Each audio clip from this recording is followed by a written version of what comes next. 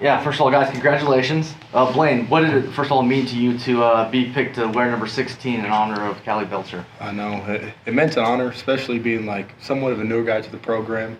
For them to feel like I could be able to carry his legacy throughout this game was just monumental. I was shocked. Like, when we're sitting at the table, the wide receiver table, eating, I was like, my jaw dropped because I was thinking it was going to be someone else, to be honest with you. But it was great to meet the family and just have them come to the game and be able to honor them with a big win tonight.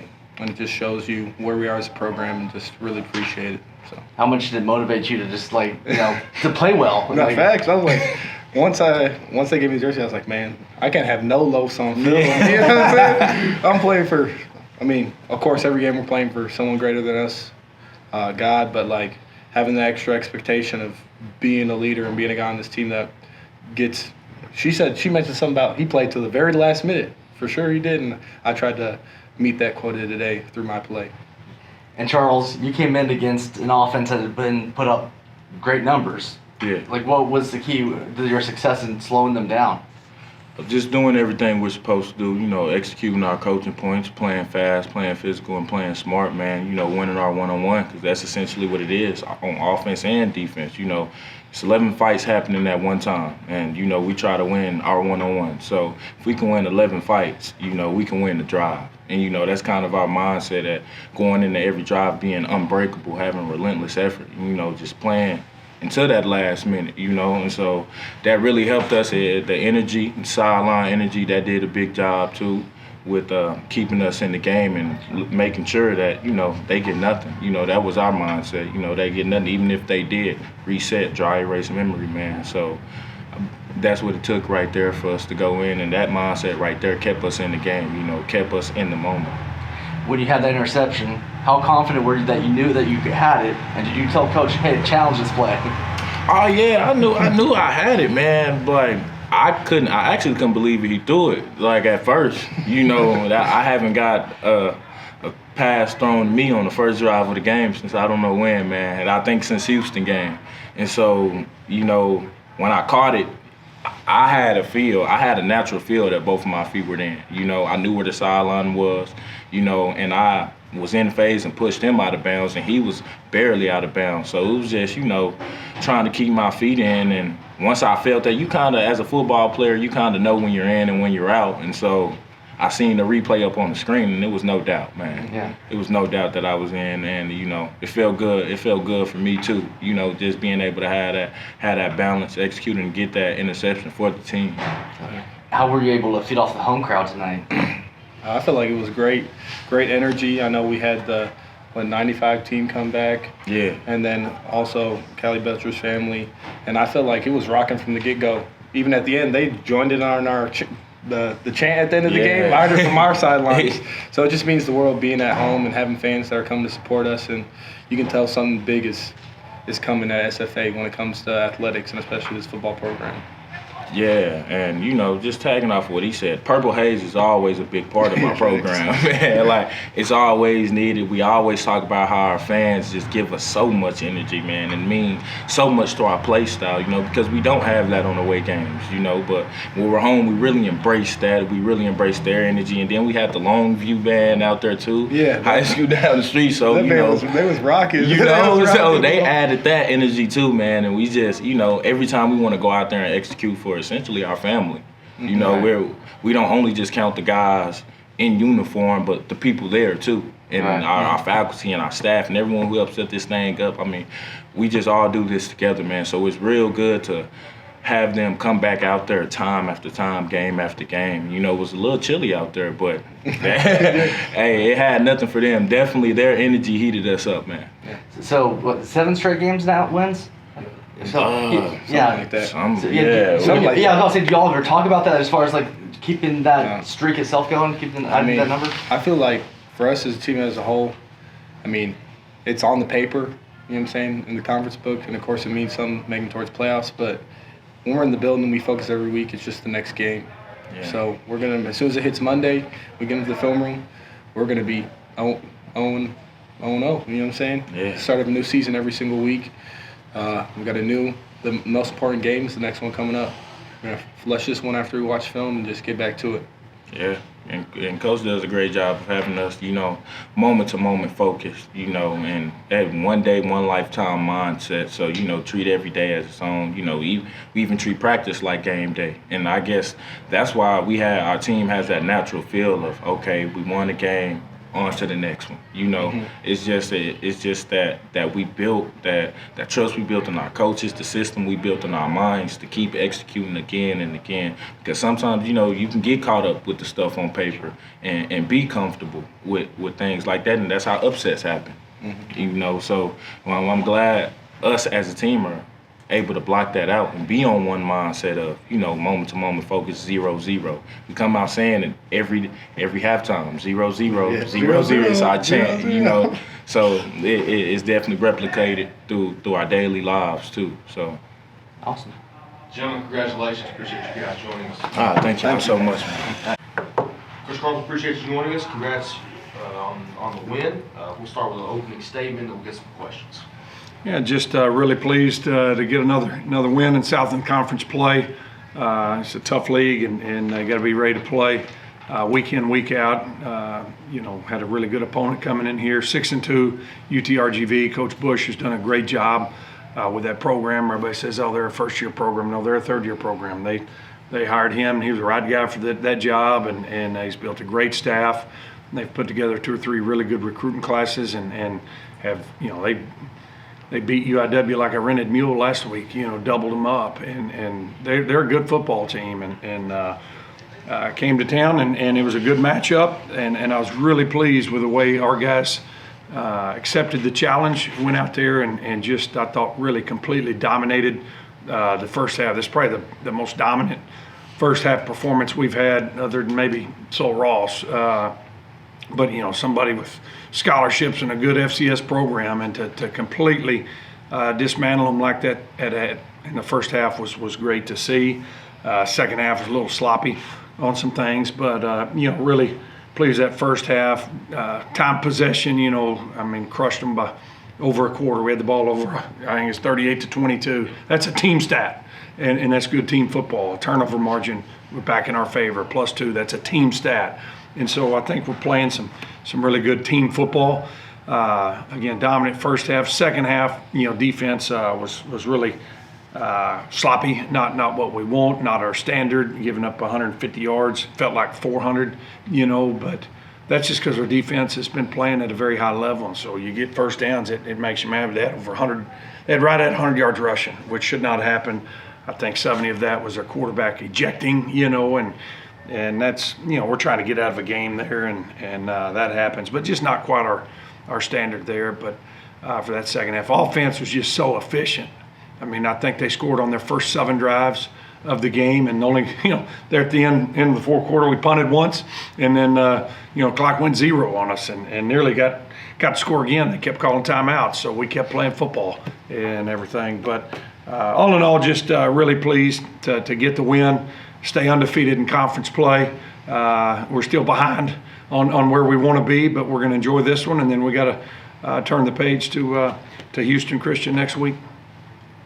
And first of all, Coach, Cally Belcher Day, what does that mean to you to be able to represent him and his family? Yeah, always, maybe my favorite game of the year, just because Miss Helen Belcher comes back, and all those guys that played with Cally. One of Cally's roommates is my next door neighbor here in town, Mitch Ashley. And so I've got to know that group of lumberjacks so well, and they're all such great humans, and they're all uber successful and have done just great things in life. It's great for them to be back and to be around our players. And, they've all got they've known each other now for 2 and 3 and 4 years, some of these guys. And so it's just a neat, unfortunate reason to get together, but what a special class. That just, everything about that, obviously never met Cally, but everything about that group, that reunion, Miss Belcher, and what this game means shows you how awesome Cally Belcher was and why his memory and legacy lives on in this program. And what a tremendous honor, for Blaine Green. He is a true lumberjack. He is an alpha male. He is a great leader. Production-wise, he's not top the chart, but he's battled through injuries, and he just I don't have enough time to tell you all the great things he does to help elevate this program and elevate others around him. I mean, we do young guns after practice. Everybody most everybody goes in. Blaine Green stays out there, coaches those young receivers. We bring them up, we talk to them, pour into them life lessons, and he's still on a knee, taking it all in just like he's a 18-year-old snotty-nosed freshman, and that's just who he is. And he's got great parents, great family, and epitomizes everything that Cally was and is and still stands for. So what an honor for him, and just great to see all those lumberjacks from that era, and we appreciate them and their support and all they mean to this program.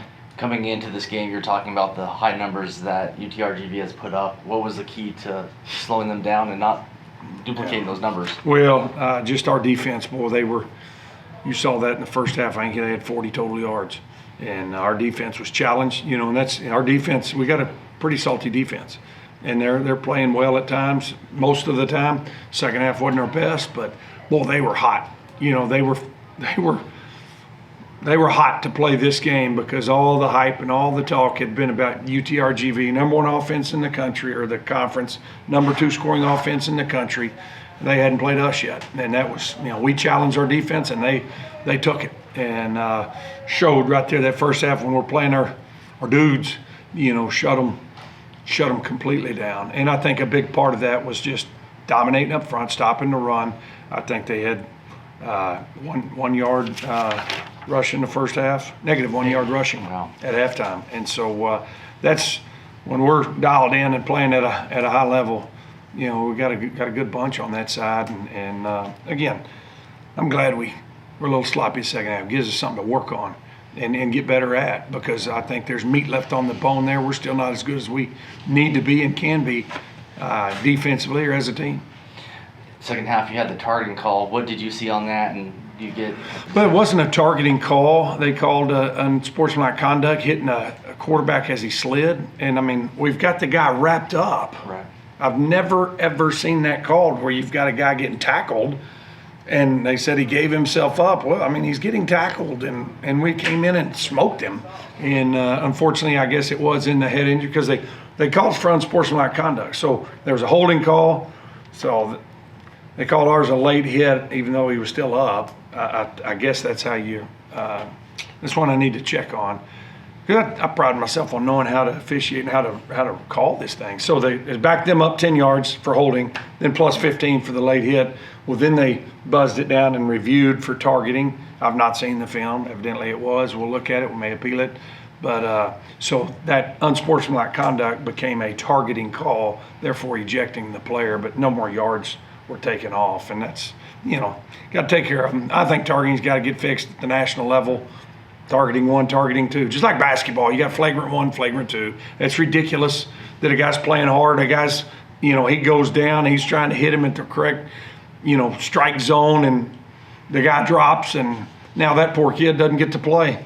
Right. Then the first half of the next game, and so we got to fix that on a national level. I think with as much replay as we've got, you can get that fixed where we're not costing kids playing time, and that's not the spirit of the game. Game's never been safer.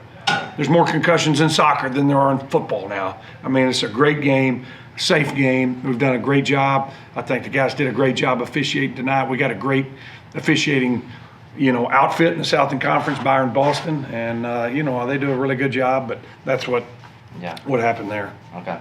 And to me, it looked like he was being pulled down, not that he was sliding down, but. I'm glad you saw it that way. So it is a bang play. I mean, it's easy for us to gripe and complain about officiating, but it's a tough job. Right. And I think we got some great officials in this league. Aiden Fiera, Pine Log. So I just have a few questions. So you guys held the 4th ranked total offense to 215. How much of this could be attributed to play calling in comparison to just great reads by your guys? I think it's everything combined. Our defensive staff, we've got coaches that don't even live here, that work with us, that scout ahead of time. Defensive analyst, Coach John Kemble, he does a great job for us, and so our defensive staff, great preparation. The hours they put in, it's unbelievable. And, you never want to look and see what you get paid by the hour as a football coach, because these guys are putting it in, burning the midnight oil, because they're competitors and they love the kids they coach. And so they do all that work to come together with a really good game plan. And I think our offense and defense staff, especially, we've got some tremendous coaches here, and they're doing a great job having them prepared, a good game plan. But then it's always more about the Johnnies and Joes than the X's and O's. And we got some Johnny and Joes there on defense that are playing at a very, very high level and doing some good things. But it's all comes in. Coach Moots be the first to tell you, I'm on the headset, oh, it's a terrible call. I shouldn't have called that. They make 2 yards, he's blaming himself. And but it's a combination of everything. So you guys only had 3 penalties tonight. So how do you feel about the guys staying disciplined and limiting their mistakes to keep their drives going? Yeah, I think that was really good to see. There was 8 penalties total in the game. I think it's 2 well-coached teams. Coach Bush and his staff do a great job. That's what you want to see. There was a lot of reviews on this game, and that's the only thing that slowed it down a little bit. But our guys have, it was a clean, well-played game. And the thing I'm happy about our penalties is they were all between the whistle. The pre-snap and post-snap. Those are the killers. That keeps coaches up at night even more so. And so I think our guys have really done a good job throughout the year, getting better and better at that. And so to only see 3 penalties tonight was a real positive. Lastly, Lamar just got beat by UIW. Does that lessen or greaten y'all's burden on expectations? And not at all. We played for a conference championship tonight against UTRGV, and we won that game. And because we did, that allows us to play for a conference championship next week against Houston Christian. And so we're excited about that, and we handle business. That makes the next game even that much bigger. And so, I think got a veteran ball club, and they're doing a great job taking it one game at a time and putting themselves up in a position to play big, meaningful games in the month of November. And so expect everybody to get down there to Houston and support these guys. Had a good crowd tonight. It wasn't as big as it's Deadburn. Hunting season started today, and obviously in East Texas, that's going to affect your crowds. And obviously in East Texas, we missed a few shots out there because everybody should have tagged out this morning and got their butt out here to Homer Bryce. But it was still a crowd that had a Longview band was here. It was a showcase Saturday at SFA. The chancellor of the UT system was here. There was a big. It was electric out there, and there's some big time people and in a good crowd. So really appreciate everybody coming out to support this team, because they've put in a lot of work to represent SFA in a great way, and they've been doing that all season. Coach, appreciate you joining us. Thank you, Axel.